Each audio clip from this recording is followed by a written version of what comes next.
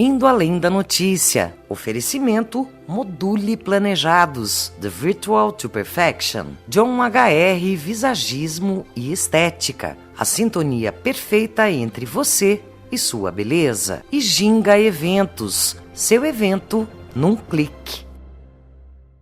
Os rinocerontes e o garoto que pede nos faróis um emprego para o pai. A comprovação da cor da pele e os cartórios online. Os ataques no Nordeste e os olerites dos ministros. Estamos indo além da notícia, você é nosso convidado, vem com a gente.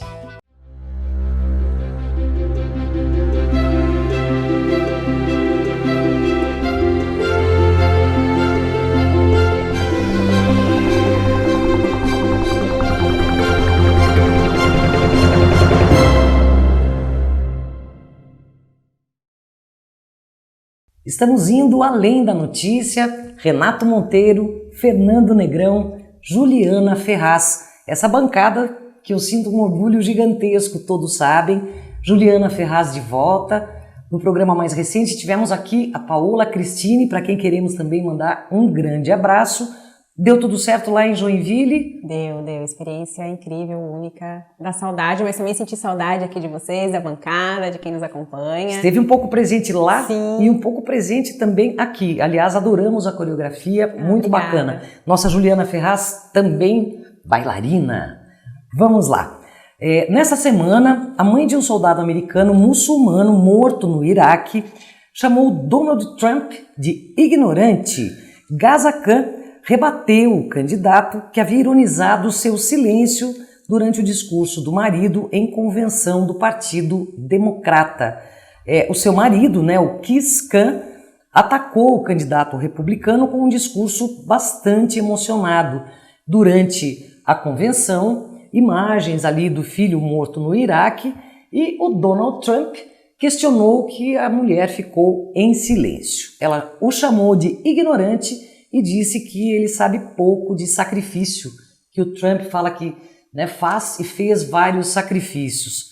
Bom, mais uma bola fora do ignorante Donald Trump, Negrão? É o Bolsonaro americano, né? Não, Bolsonaro de novo, não. Bolsonaro americano. Então ele fala um monte de bobagem para chamar a atenção. De fato, ela estava ali como a esposa, o marido se pronunciou, tirou do bolso, inclusive, a Constituição americana e perguntou ao Donald Trump se ele conhecia aquela Constituição. Sim. E ela ficou ao lado do marido, que a fala era dele, porque, como você disse, passavam as imagens do filho morto atrás no telão. E depois ela se pronunciou dizendo que, pela cultura dela, ela pode falar sim, pode se manifestar, como ela fez posteriormente, e que ele não falou bobagem de ter dito aquilo naquele momento que era emocionante para a família. Perfeito. E é por essa e por tantas outras que eu não acredito na candidatura do Trump. Até agora, Então, ninguém acredita. É o personagem que se perde no meio da trama do filme. É impressionante. E é semanal, né? Semanal. É recorrente, né? A pisada na bola dele. Então, só que o duro que me entristece é que ele está crescendo nas pesquisas. Será que a pessoa, a população americana quer ver essa pessoa que dissemina o ódio, a discriminação, que não respeita a dor de uma mãe governando o país? É difícil. E semana retrasada foi feita pesquisa e ele está crescendo. Foi o que eu comentei, Renato. Eu falei, será que vai ser tão Mas fácil eu acho para que vai Hillary ser Clinton? Acho que não. A bolha, a chamada bolha eleitoral. Cria-se essa situação e daqui a pouco explode. Eu, sinceramente, eu não acredito. Eu posso estar muito enganado. Mas eu não acredito que o Trump vá...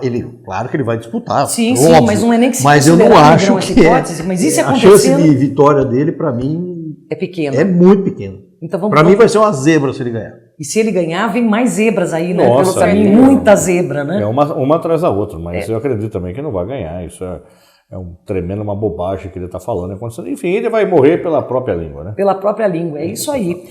Vamos Parênteses agora... de uma notícia ruim para dar uma notícia boa.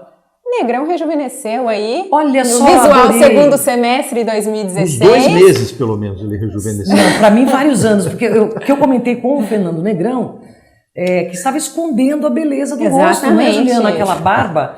Temos agora aqui os charmosos, elegantes e lindos. E é bom que Renato agora tem Monteiro para e todos os Fernando gostos, Negrão. sem barba e com essa barba estilosa, né, barba cerrada. Adorei, Ju, você Né? voltou afiada de Joinville. Muito bom.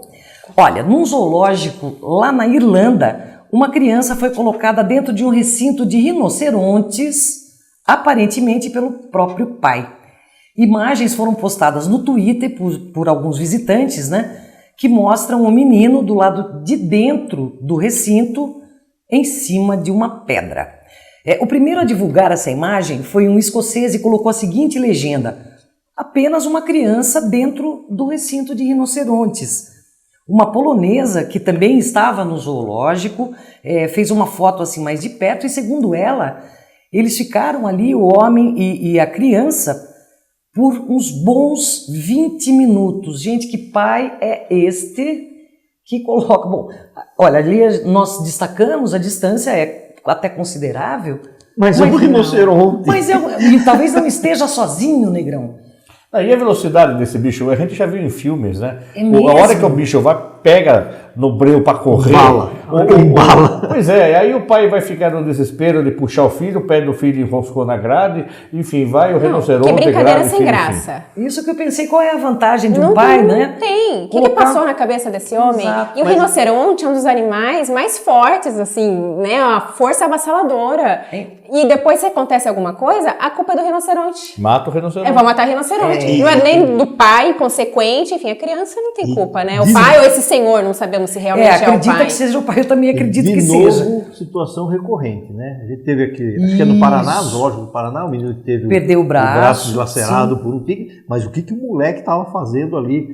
Provocando- Carinho no tigre. E o urso aqui que em entrou lá Sorocaba. na grade, não sei se foi no Brasil ou fora do Brasil, que daí também mataram o urso, que até É o sempre Negrão o- comentou. E aqui no zoológico de Sorocaba, que um senhor invadiu o recinto dos macacos, lá o lago dos macacos. Sim, queria brincar. Mordido, estava embriagado. E aí a culpa é do bicho, né? A culpa é do bicho. Bicho né? homem. a É culpa, por né? isso que eu já disse nesse programa e repito, eu não gosto do zoológico. Exatamente. É mesmo. O bicho rinoceronte não está ali por bel prazer. Não é o Lógico lugar que o dele. nível de estresse desse bicho é tremendo, tá? Então, na hora que ele vê uma cena dessa, ele pode eventualmente ter um comportamento, ter uma atitude que vá arrebentar com toda aquela grade, com todo Eu também o sou contra menino, o zoológico. pai e assim por diante. Não Então, acho que é preservação da natureza, não acho que Sem é uma dúvida. atitude positiva levar uma criança no zoológico, mas é a minha opinião. Não, tá Respeito certo. o trabalho de todo mundo do zoológico, Não, é a minha eu opinião, que eu entendo acho que só também. estressa os animais. Nossa, perfeito. E eu também vou me abster dessa vez de falar sobre pais, assim, alguns pais inconsequentes, os que terceirizam educação e etc., porque já fiz isso nos outros programas, mas essa imagem mostrou que realmente é preciso um pouco de respeito aos animais e principalmente ao próprio filho, né? Vamos seguir agora falando sobre a nossa cidade, Sorocaba.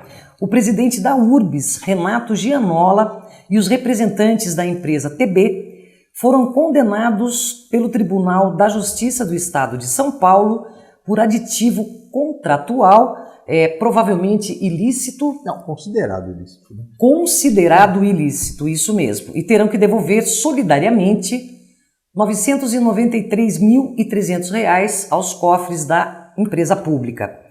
Foram 3-2, né, os desembargadores, e entenderam que os réus infringiram a Constituição Federal e a Lei de Licitações, por celebrarem um contrato com 28,3% ali anexos ao contrato, né, 28,3%, que foi acima da inflação, 50 dias após a assinatura do contrato. A empresa foi contratada pela URBS para prestação de serviços de comercialização da bilhetagem eletrônica do sistema do transporte coletivo de Sorocaba. O que me parece aqui não cabe nem recurso mais. Cabe sim. Ainda cabe recurso, ok. São essas licitações, algumas licitações no serviço público geram muito interesse. Lixo, asfalto, transporte Merenda, coletivo, merenda. Essa coisa do transporte aqui, a bilhetagem, eu não conheço exatamente os valores, mas deve ser um valor significativo. E isso acaba despertando interesse de muita empresa que trabalha no setor. Certamente. E aí, para um ganhar, o outro perde. Quem perde se incomoda e vai buscar o que ela considera seus direitos ou apontar licitação. falhas. Okay.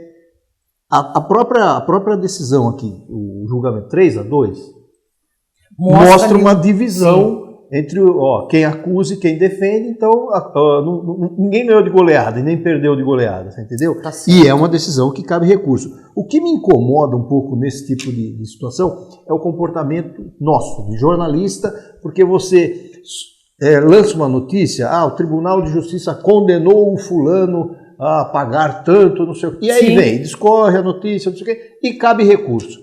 Se no recurso a pessoa for inocentada, isso vai virar uma nota no pé da página. Eu concordo com você. E aí o cidadão já ganhou o carimbo. Olha, você foi condenado pelo Tribunal de Justiça. Sim, aqui poderia dizer até como jornalista. Né? Ainda eu cabe não recurso. sei qual é o ponto de equilíbrio disso. Entendi. Sinceramente, não sei qual é o ponto de equilíbrio, mas me incomoda isso, porque você está falando de pessoas, você está externando. Jornalista não julga, jornalista condena e executa a pena. Isso é uma coisa que eu já ouvi muitas vezes e é verdade. Isso é uma coisa que, para o profissional de jornalismo, deve servir de reflexão. Cuidado com a abordagem que você dá. Às vezes é na pressa ou se escreve suprimindo. Não é. Acho que isso é muito mais a notícia falar que ele foi condenado, que nem eu comentei aqui, né? Cabe recurso. Falar que foi inocentado depois. O problema é a consequência do trabalho do jornalista. Isso me incomoda, sempre me incomodou e continua me incomodando, porque você executa sem ser juiz, você executa uma pena e você estampa, você torna público que aquela pessoa foi condenada. Exato. E aí depois ela é inocentada e quando aí você não vai dar o mesmo destaque. E você está tratando com a vida das pessoas. Eu entendo o seu posicionamento, mas eu também entendo o outro lado. É complicado chegar no meio termo. Então penso o seguinte, Negrão, às vezes essa notícia dada dessa forma, ela tem uma grande repercussão, como nós estamos comentando aqui.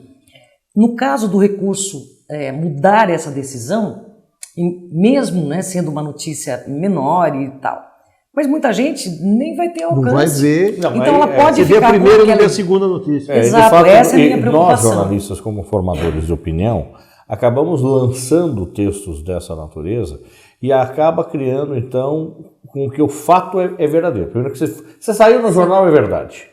Tá? O peso da palavra impressa é muito grande, é verdade. Grande. Então, é como o rádio e a televisão vai para o vento, ninguém lembra, ninguém esquece. Mas aí você está impresso.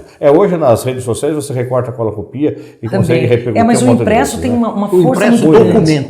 Documenta, é verdade, Juliana. Não, mas um monte de gente também só se informa pelos telejornais. Tá certo. Eu também. Principal emissora brasileira, principalmente. Eu me surpreendi um pouquinho também, tudo bem, é uma decisão judicial, tem que ser respeitada. Mas pela forma realmente como foi colocado, e aqui ainda se diz que ele foi condenado, o Renato Gianola, a pagar uma multa de 3 vezes o salário de presidente da URBS na época, no ano de 2004. A ser considerada uma pena, eu acredito, até bastante pesada houve aí alguma coisa, uma falha contratual, intencional ou não. Isso aí, quanto tempo faz isso, né? Exato. Você foi em 2004, Exato. 12 anos. Agora surge nesse momento, 12 anos depois. É isso, Ju. Vamos deixar então, Renato, para a justiça, né? Sim. Se cabe recurso realmente... Não vamos julgar, vamos deixar a justiça Exato, julgar. A justiça julgar, né? Certamente se cabe recurso, ele acontecerá, né? Não nos cabe avaliar o mérito. Eu acho que esse tipo de notícia é mais uma oportunidade da gente refletir sobre a nossa profissão. Adorei isso, né? Esse nosso querido Renato Monteiro revertendo até aqui e nos alertando sobre o nosso papel, porque, na verdade, o nosso intuito aqui não é realmente noticiar e comentar as notícias, não é, Fernando? Sem dúvida, eu acho que isso é o que estamos fazendo aqui, até com essa belíssima observação, Renato, de que é preciso realmente muito cuidado em como se noticiar, até no nosso caso, em comentar, né, apesar da nossa liberdade aqui de expressão, para que não fique realmente nenhuma lacuna, né, nenhum mal entendido. Agora vamos aqui falar sobre um homem e seu carro que podem ter sumido no Rio Sorocaba.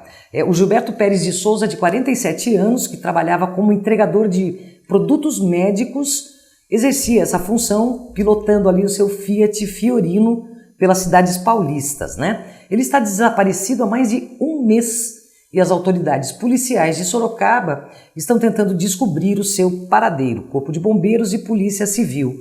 o sinal acho que GPS ou aquele... um rastreador. Um rastreador, isso, de veículos. O último, né, que chegou foi na rodovia Emerenciano Prestes de Barros, né, próximo ao Rio Sorocaba, né, e ali foi o último sinal emitido pelo veículo, né. Ele mora em São Paulo, o Gilberto Souza, e quando passou pela rodovia estava a caminho de Sorocaba para descansar e dormir. Fernando Negrão, cadê o Gilberto de Souza? Onde está o Gilberto Souza? Onde está um motoboy também de Sorocaba, de 51 anos, que transportava valores, mas naquele momento em que saiu de casa aí para o trabalho, não chegou no trabalho, também há 10 dias está desaparecido. Tem uma outra moça, funcionária da Prefeitura Municipal, desaparecida também. Enfim, são uma série de desaparecimentos que nos deixam extremamente tristes e preocupados, porque a família fica enlouquecida numa situação dessa. Lógico que seria extremamente trágico achar o corpo. Sim. Porém, você tem um alento de que encerra um ciclo, né? Agora, o corpo desse desaparecido, que pertence até à comunidade lá da São Paulo Apóstolo, desse motoboy, deixa a todos totalmente assim, sem rumo. A família está sem rumo. Não tem dia, não tem noite para poder ficarem na procura. E essa moça, recentemente também da prefeitura, que desapareceu e está nas redes sociais. Esse tipo de situação acaba gerando um estresse coletivo, né, na família. Sim. Porque fica essa agonia, essa aflição, o que aconteceu. Teve recentemente o caso daquela garota lá em Piracicaba, que tinha desaparecido, achavam que era sequestro, acharam o sitiante achou um carro numa ribanceira de ponta cabeça, com o corpo lá há 15 dias. Esse caso específico aqui do Rio Sorocaba, esse trecho da rodovia que é a Sorocaba-Porto Feliz, ele é um trecho que há o estreitamento da pista, é um trecho em curva, ele é realmente perigoso. E com um detalhe, daqui a pouco vão entregar os apartamentos daquele residencial, que são 10 mil pessoas a mais. E talvez isso até esteja retardando a entrega dos apartamentos. Falta de estrutura, né? Você tem que ter estrutura de captação de esgoto, de abastecimento de água. Acredito que isso já esteja contemplado, mas posto de saúde, escola, transporte. É um monte de coisa envolvida. Nem é mini cidade, é uma cidade até que é considerável, porque tem cidades com... Tem cidade que não tem isso de população. E aí você vai ter uma via de acesso, que hoje já não vou dizer que seja saturada, mas que certamente com mais 10 mil pessoas morando naquela região, vai estar saturada e vai ficar, se hoje é um pouco perigosa, vai ficar muito perigosa. Assim caminha a humanidade, né? Tudo muda, tem que crescer, né? Ter o seu progresso, inevitável, mas com estrutura para tanto, né? Para que coisas dessa natureza não aconteçam, não é isso? Vamos lá. Passando por Itapetininga e seu triatlon das artes, vamos às pílulas, mas sem drospirenona.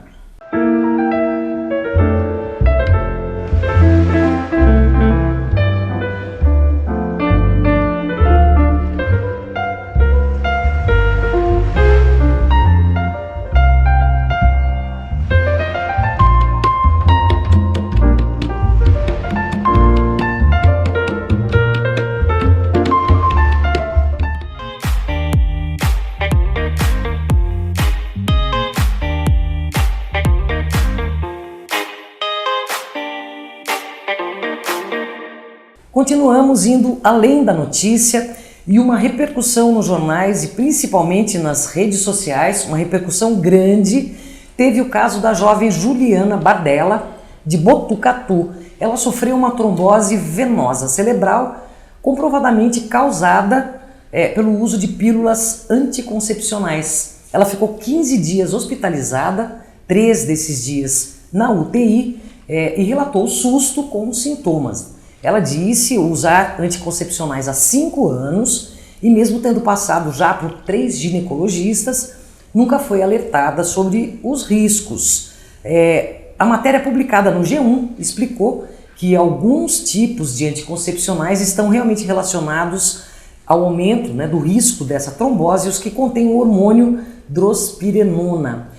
No relato, a Juliana, nas redes sociais, contou que os primeiros sintomas foram fortíssimas dores de cabeça, foi ao médico, não foi feito também nenhum exame neurológico, tomou remédios para enxaqueca, até que chegou num determinado momento em que ela começou a perceber a perda de movimentos básicos. Foi usar o celular, ficou vários momentos ali sem ação, foi até o banheiro, talvez para se ver o que estava acontecendo, não conseguia se dirigir até lá. Então foi aí comprovada realmente a causa, que são as pílulas anticoncepcionais nesse caso. Então, o que me indignou nessa notícia é que ela foi várias vezes ao médico reclamando de fortes dores de cabeça, Sim. não fizeram exames mais detalhados, deram um analgésico, diagnosticaram como enxaqueca. Isso acontece muito. Quantas pessoas não vão até os hospitais com dor de cabeça, dão um remédio na veia, receitam um analgésico para tomar em casa, não faz um exame mais detalhado, é virose, né? Quando não sabe o que é virose. É virose. E a própria Juliana comentou que ela sugeriu a médica que ela consultou pelas dores de cabeça fazer alguns exames e ela se recusou. E a médica neurológicos, porque a Juliana, também cursa medicina veterinária, tem algumas noções, né? E a médica falou, não, vamos dispensar esses exames neurológicos, porque certamente não é o caso. E só deram atenção a ela quando ela chegou com dificuldade dos movimentos. Exato. Então, assim, é um caso triste, que bom que ela aparentemente já está recuperada, ou bem melhor do que estava recuperada, mas anteriormente. assustada com o que aconteceu. Mas fica de alerta, porque muitas pessoas, é comprovado que pílulas anticoncepcionais causam vários efeitos colaterais, entre eles prejudica a circulação e pode vir a ocasionar uma trombose. Primeiro, essa questão da pessoa buscar uma orientação médica para comprar e usar o contraceptivo adequado ao seu organismo. Com certeza. Segundo, para o profissional médico também, vamos ouvir os pacientes, né? Sim. Tudo bem, tecnicamente ele estudou, ele é capacitado, mas o dono do corpo deve saber o que está acontecendo com ele mesmo, né? Não é o médico olhando com o estetoscópio vai descobrir o que a pessoa está passando. E às vezes também não esperar então, a pessoa. Ouvir, né? Vamos descer um pouco no pedestal, tudo Inclusive, bem. E às vezes a pessoa também não né? sabe dizer o que tem exatamente. Faça exames mais detalhados em todos os casos, que às vezes uma coisinha que agora é, digamos assim, sem importância, pode ser uma coisa grave. Situações que aí eu acho que dá para ilustrar são dois casos, né? Foi colocado também nas redes sociais, aí no Facebook essa semana, o caso de uma senhora, a filha levou a mãe ao médico com uma forte dor no pé, e a médica disse que olhou da onde estava sentada para o pé da paciente e disse, não é nada. A senhora torceu o pé, a senhora passe aí qualquer analgésico para passar gelo, já vai voltar. A senhora ficou mais um dia insuportável, ficou roxo, voltou ao pronto-socorro, aí foi atendida por um outro médico, tirou raio-x e viu que existia uma fratura. Nossa, certo? perigo. Bom, caso 1. Caso 2. Aquele médico que atendeu ao paciente e tirou sarro da forma com que o paciente falou da pneumonia. Né? E que não existe pneumonia e nem raio-x ou uma coisa assim, tá? Então ele escreveu no papel e fez uma selfie com isso, tirando sarro do paciente. Ele foi demitido do hospital, ele, a secretária e uma enfermeira que fizeram também comentários desse paciente ignorante. Uma bobagem, isso foge. Ignorante foi o médico e a sua equipe. Né? Bom, pressupõe-se que a pessoa que se dispõe a trabalhar com seres humanos esteja, no mínimo, disposta a ouvi-los e não a ser o dono da razão. Eu sei tudo, deixa comigo. Só de olhar já sei o que está acontecendo. Muito bem. Um garoto ajudou a entregar o currículo do pai no semáforo e a ação repercutiu na rede, né? Uma motorista foi surpreendida quando ela procurava moedas para dar a um garoto no farol, no semáforo, e notou que ele não estava querendo dinheiro, ele apenas queria uma ajuda para o pai, um emprego para ele. A abordagem comoveu a estudante Lalesca Bruschi, que publicou a história com os dados na internet, e o relato repercutiu bastante.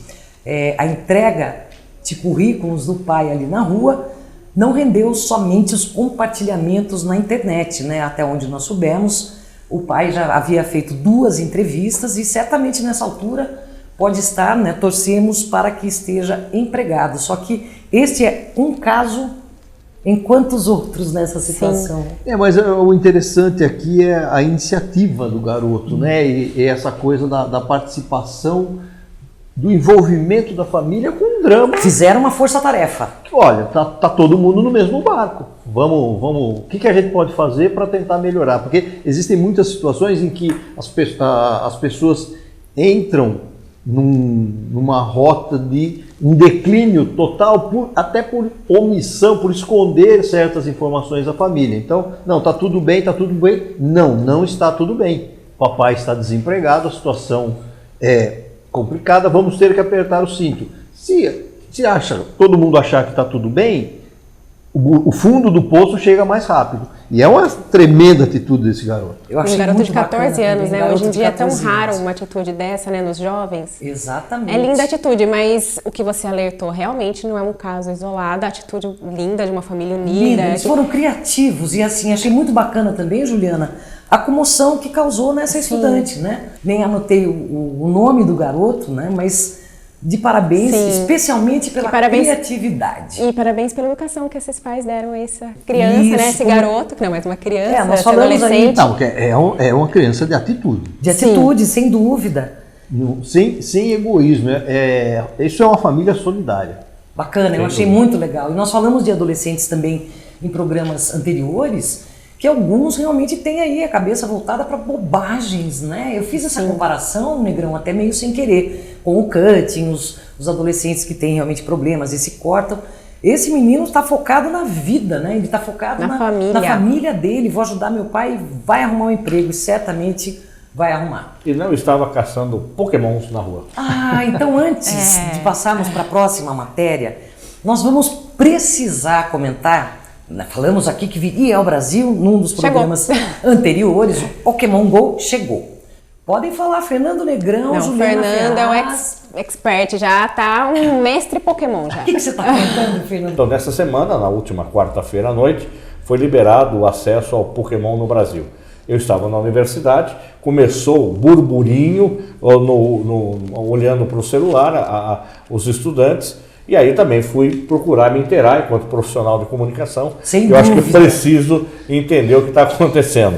E fui abaixar e eram mais de 50 milhões de acessos no mundo do brinquedo virtual aí, desse jogo. Que você foi buscar, claro, como profissional da comunicação. com O meu certeza. interesse só foi esse. E aí eu continuei a minha aula e um aluno fotografou um Pokémon no meu pé, né, durante a aula. Ou seja, a aula, propriamente dita, não aconteceu. No dia seguinte, ministrando aula, chegando na turma de 20 alunos, pela lista de chamada, só 5 estavam na classe. Resta tudo caçando Pokémon. Perguntei exatamente isso para os 5. Onde estão os outros coleguinhas?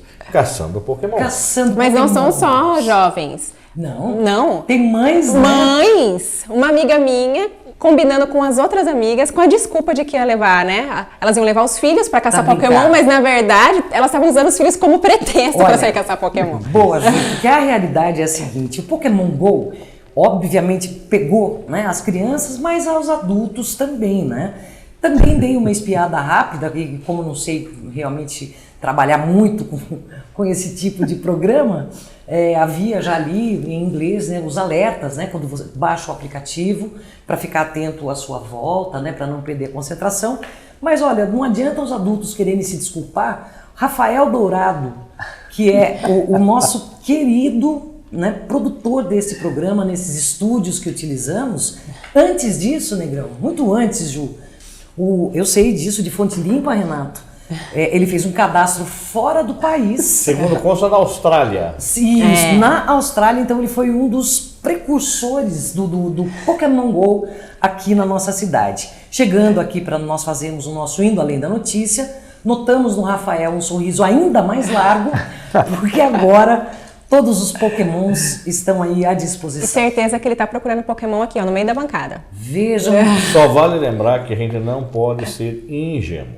É uma curtição, é um brinquedo, é uma brincadeira, porém, se você continuar no jogo, há alguns momentos em que você compra mais ferramentas ou mais vidas ou mais artifícios para continuar a brincadeira. E, consequentemente, essa compra é com dinheiro real. E provavelmente em dólares.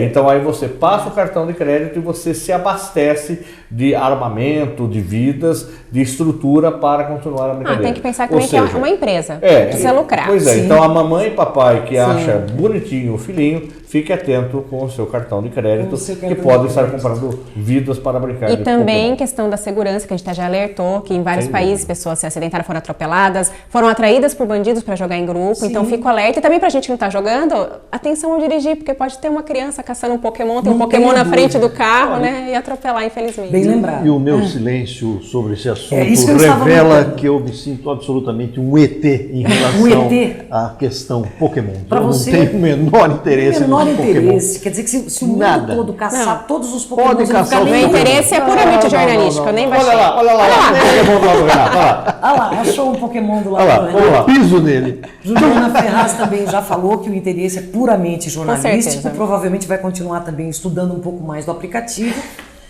Perfeitamente.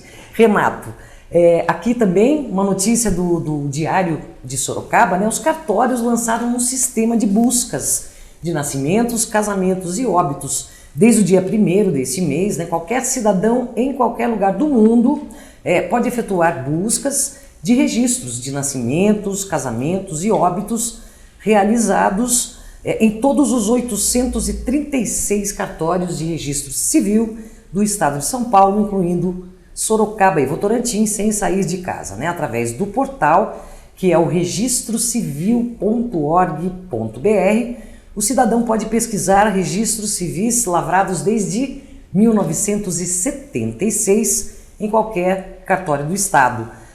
Pode até solicitar a segunda via e vai receber por e-mail, retirando no cartório, recebendo também em casa. Muito bom isso, eu achei. Com certeza. Sim, tecnologia a serviço do cidadão. Deixa os Pokémons ali. Olha, vamos focar no que... Tá certo. Porque senão foi extremamente burocrático. Pedir segunda via. Exatamente. Ter que se deslocar ao local, fazer o pedido. A vida. Muito bom. Eu achei também uma bela iniciativa. Lamentei um pouquinho só que eu não vou poder utilizar só se eu precisar da minha certidão de nascimento, mas também vou até o cartório, porque é a partir de 1976. Você é a única da bancária, então.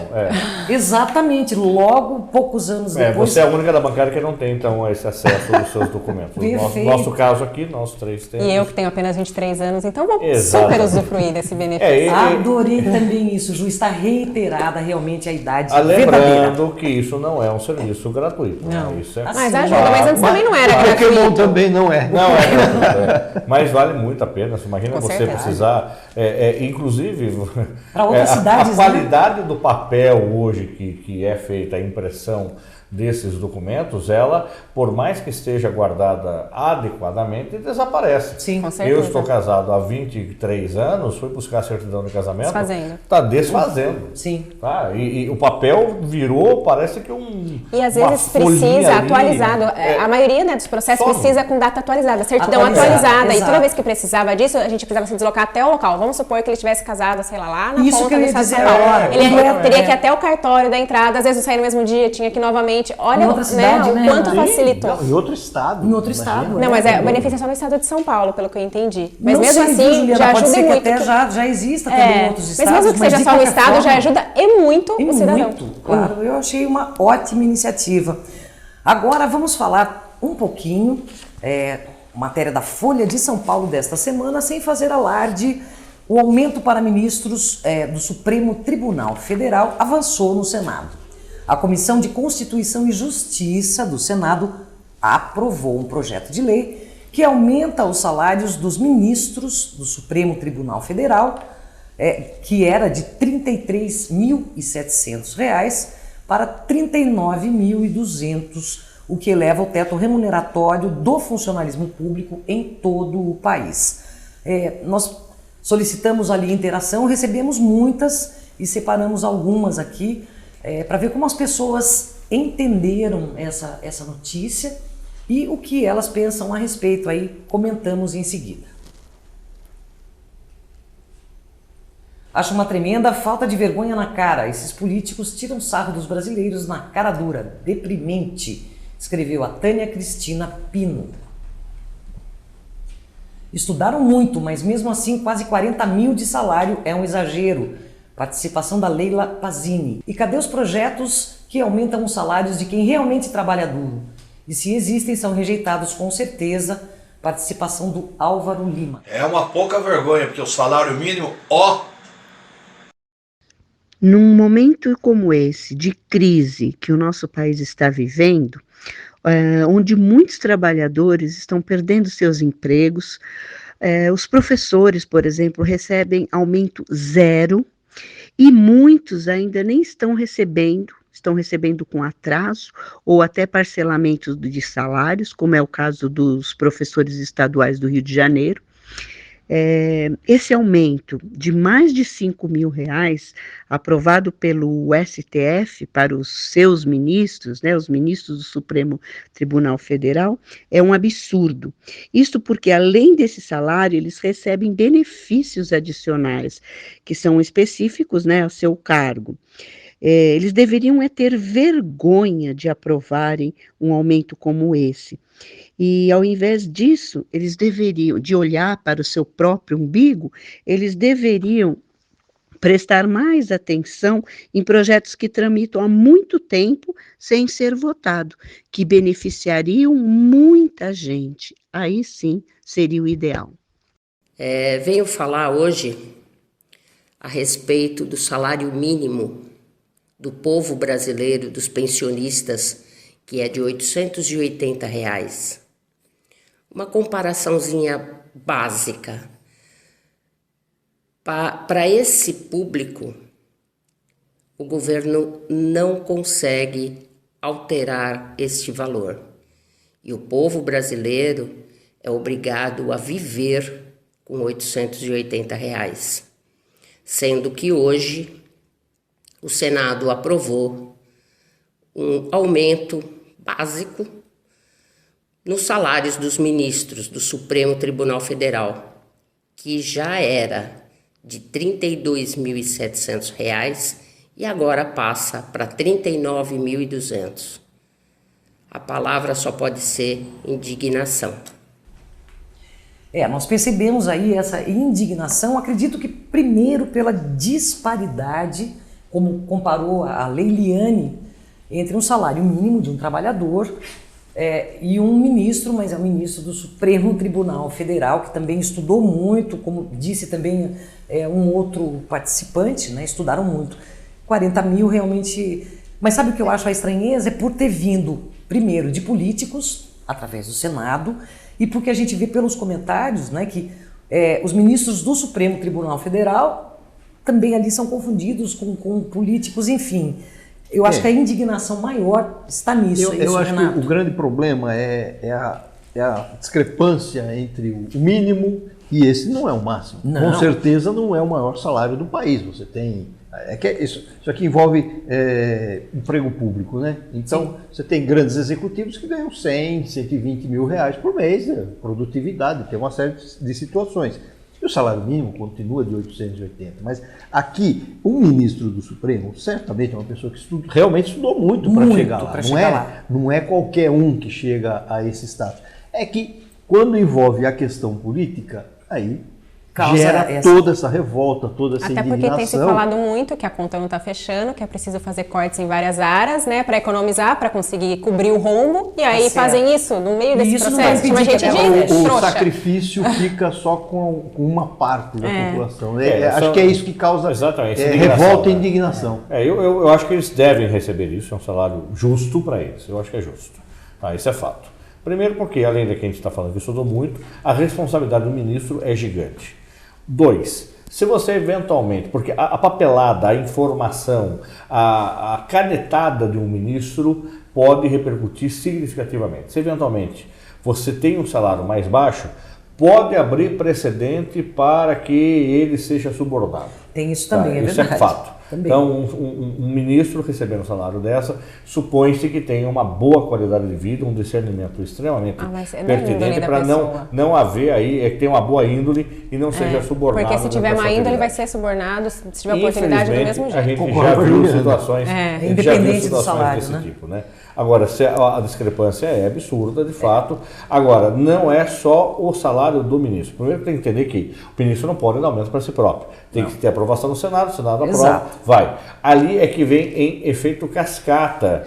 Este aumento para o ministro depois repercute em toda uma sequência de funcionalismo que pode então ter aí um valor montante no final. Bom, será que também nesse momento não seria prudente, vamos aguardar esse aumento, o próprio corpo de ministros dizerem que, olha, agradecemos, mas não é a hora, tá? Se você for trazer para uma instância local, os vereadores têm direito a receber uma porcentagem do salário dos deputados estaduais.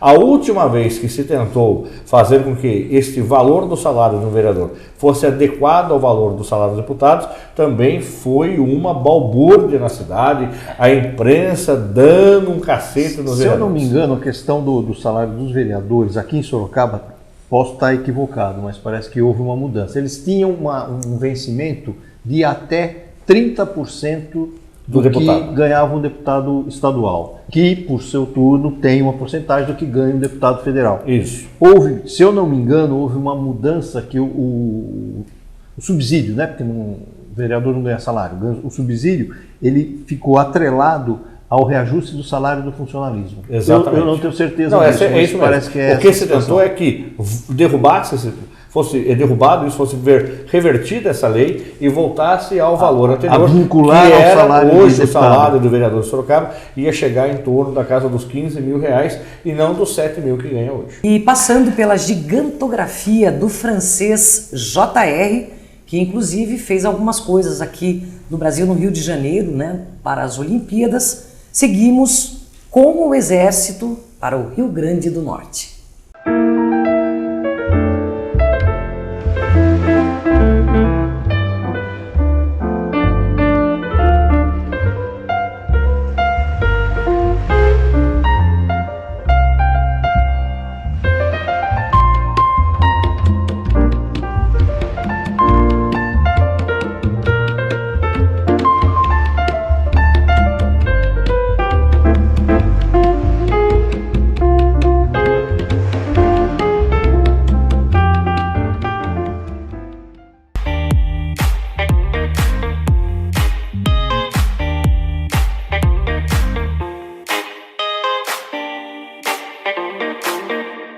Continuamos indo além da notícia, queremos convidar também a todos vocês para que participem dos nossos programas com interações. Mande um e-mail contando para a gente o que você tem achado dos nossos programas. Eu os chamo aqui, os intitulei de IANs, nós somos os Indo Além da Notícia. Participe nas interações, aqui seguem todas as formas como você pode participar e interagir conosco. Preocupante, 1.000 homens do Exército chegam ao Rio Grande do Norte após essa onda de ataques, escalados para reforçar a segurança do Rio Grande do Norte em meio a uma onda de ataques que atinge o estado. Segundo o Exército, a operação deverá efetivamente começar nos aeroportos, nos corredores viários e pontos turísticos. Foi solicitado pelo governador e aprovado aí pelo Michel Temer, esse reforço, O que se diz é que isso poderia ser represália pelo corte do sinal de celulares, Nos presídios. Nos presídios. Agora, a minha pergunta é a seguinte, Juliana. Primeiro, se você acha realmente que é por isso, E segundo, se corta realmente os sinais ali de uma região, as pessoas ficam sem celular, Os vizinhos, os escritórios.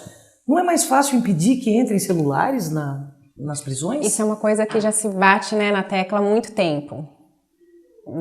E a revista revista dos visitantes, é uma revista minuciosa, Uma revista que até não dá para entender, né? A gente não quer acreditar que é a corrupção, que é coisa por fora, mas assim, levando ao pé da letra do procedimento que se tem de revista para a entrada das visitas nos presídios, como isso pode acontecer, como essa entrada pode acontecer. Agora, em razão, acredito que seja assim em relação a isso, e porque também querem chamar atenção, o mundo está olhando para o Brasil, é uma forma, né, dessa facção chamar atenção, ser vista.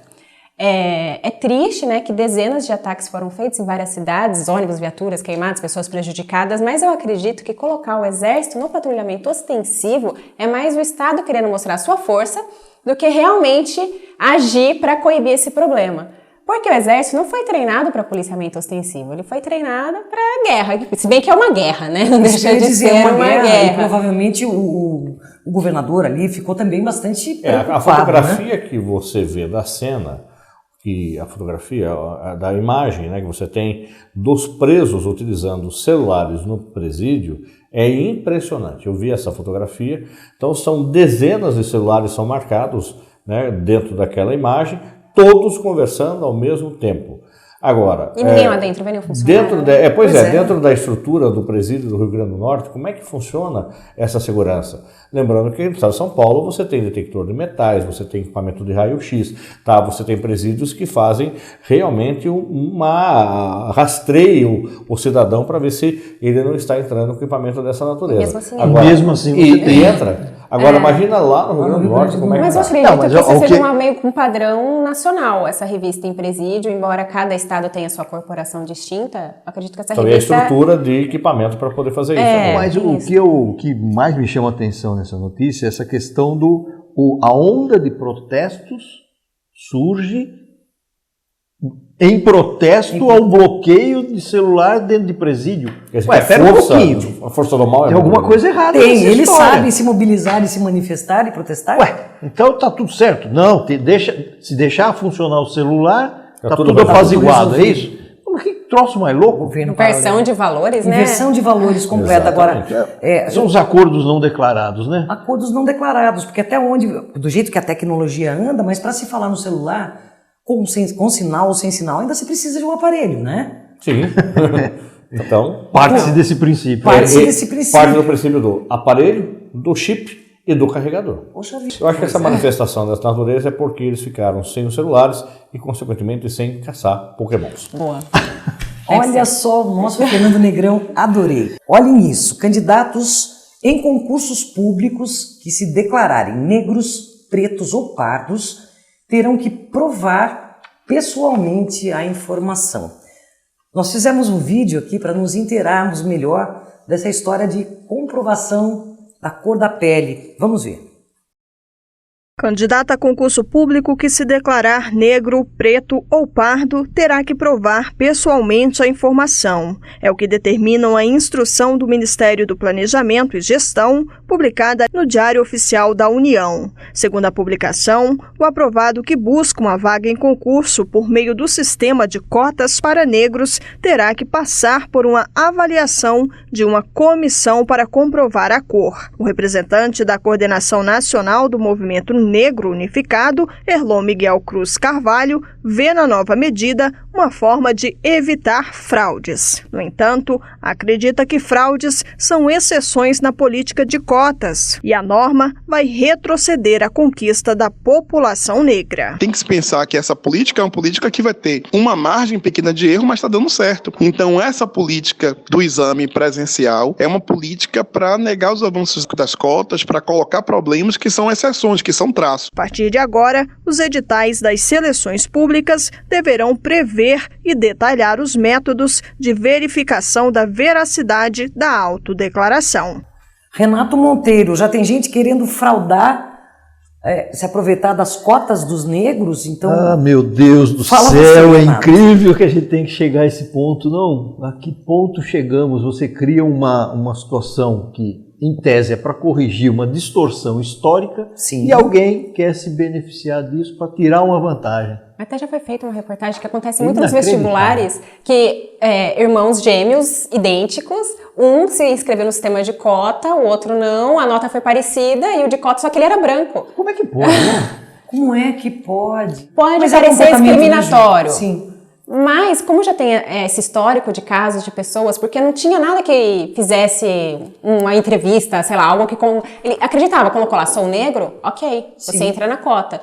Então, acredito que seja para coibir essas fraudes.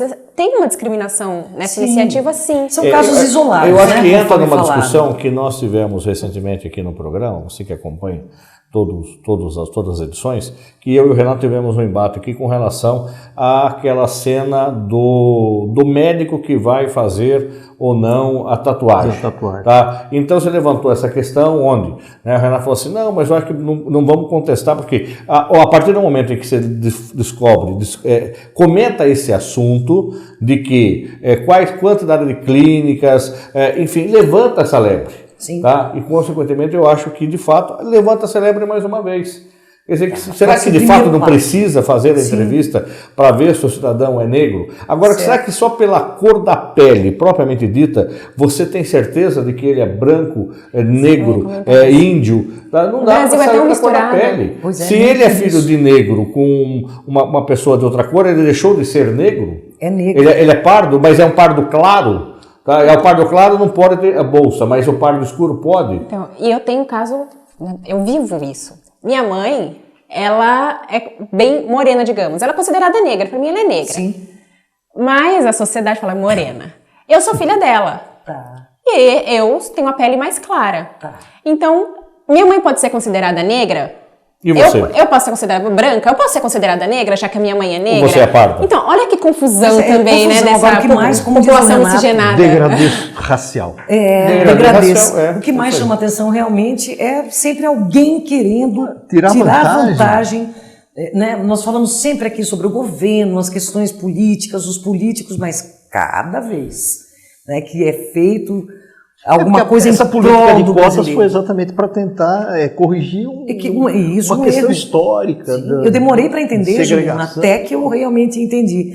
Aí vem eu só perguntaria o seguinte, em qualquer outro país do mundo, será que haveria essa tentativa também? Falar, eu vou escrever que eu sou negro, mas ninguém vai saber? Pois é, mas volta, coisa de brasileiro, não, volta a discussão de que vivemos no mesmo país, somos todos cidadãos brasileiros, será que então precisaríamos ter as ditas cotas? Então volta a discussão por causa disso. Eu acho que o Renato falou muito bem, você tem que consertar um erro histórico. Tá? Há quanto tempo foi feito aí, acabou a escravidão no Brasil? Há mais de 100 anos, mas é pouco mais de 100 anos. Então, quer dizer que essa história, essa tragédia que aconteceu no país, não foi sanada até agora. E em termos de história, 100 anos não é tudo isso. Não é, então quer dizer que a população negra realmente é a mais sofrida, a mais miserável, sem dúvida. Mas tem negro. Tá, mas tem quantos? São exceções. Então você teria que fazer ali e a gente ter um respeito a essa população que sofreu, que foi marginalizada. Não tenha dúvida. E as cotas são até que se consiga uma igualdade. Sem dúvida. Equilíbrio, muito bem falado. Vamos lá. Falar agora um pouquinho da criatividade de uma garota chamada Maria Alice Flório, conhecida por Mafs. Vamos dar esse destaque, especialmente porque temos falado aqui dos adolescentes, né? Temos até aconselhado, estude, trabalhe, crie, pense em coisas boas no presente e no futuro. A Maria Alice Flório criou um canal do YouTube, como tantos jovens, né? Mas no caso dela é para conversar sobre intercâmbios, né, Juliana? Isso. Sobre como se preparar para estudar em outro país. E ela tem feito bastante sucesso. Mandou aqui para a gente um alô, a Maria Alice Flório. Vamos assistir. Oi, gente, tudo bom? Eu sou a Maria Alice, mais conhecida como Mafs, do canal de Herdense no YouTube. No meu canal eu falo de tudo um pouco, eu criei ele no ano passado.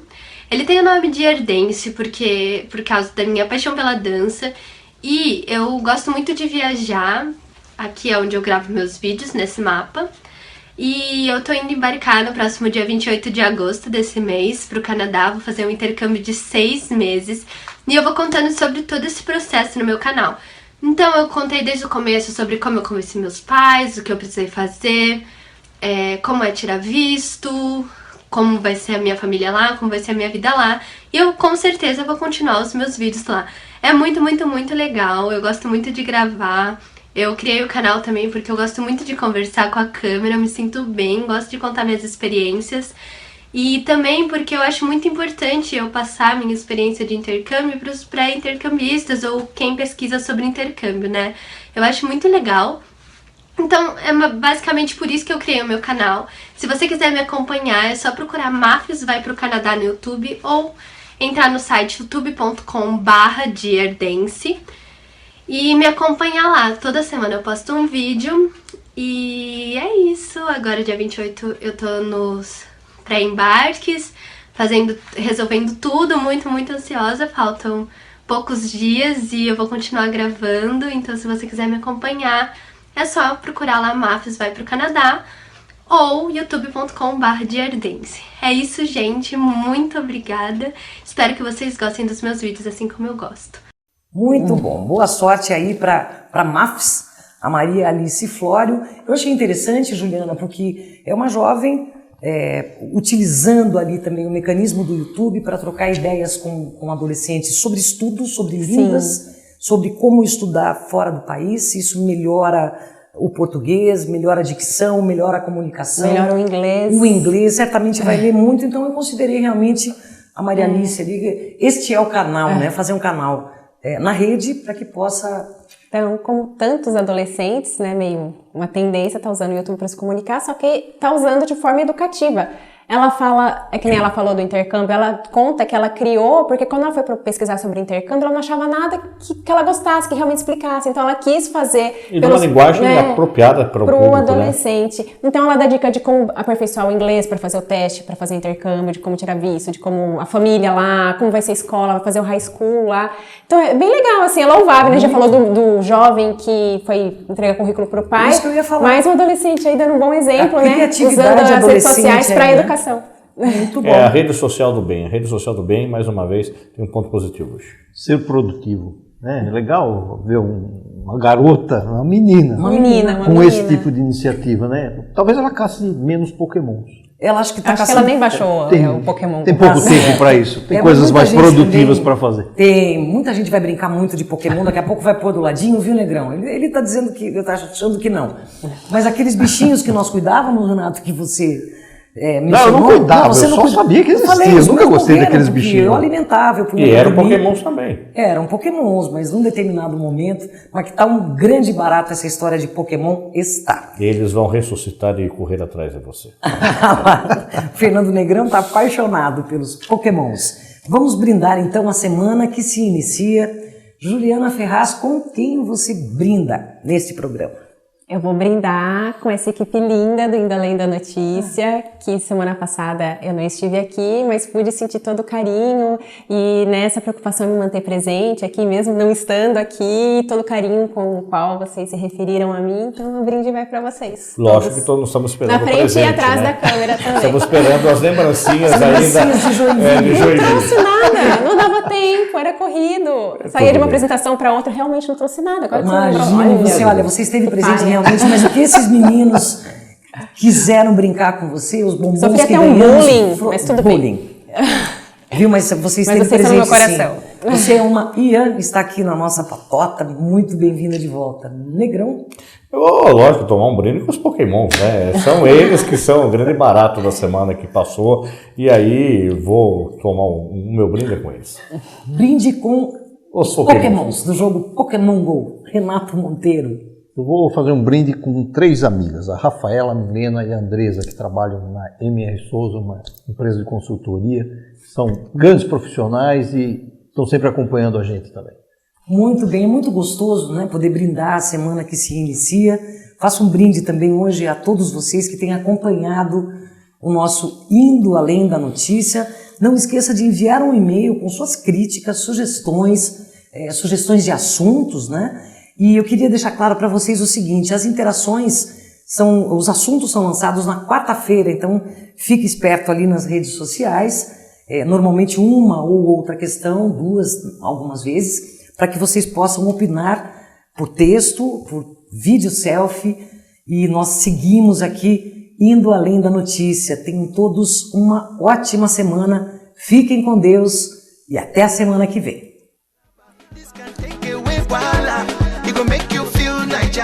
Oh yeah, let's go to Kenya, Rwanda and Tanzania. No go Cameroon, Niger, Ghana. ricotta, mama Africa, ricotta, hey. Make it dance, yeah, yeah, yeah, yeah. Everybody ricotta, mama Africa, ricotta, hey. Make it dance, yeah, yeah, yeah, yeah. One sara sara le, oh sara sara le. Make it dance, yeah, yeah, yeah, yeah. Oh sara sara le, mama Africa.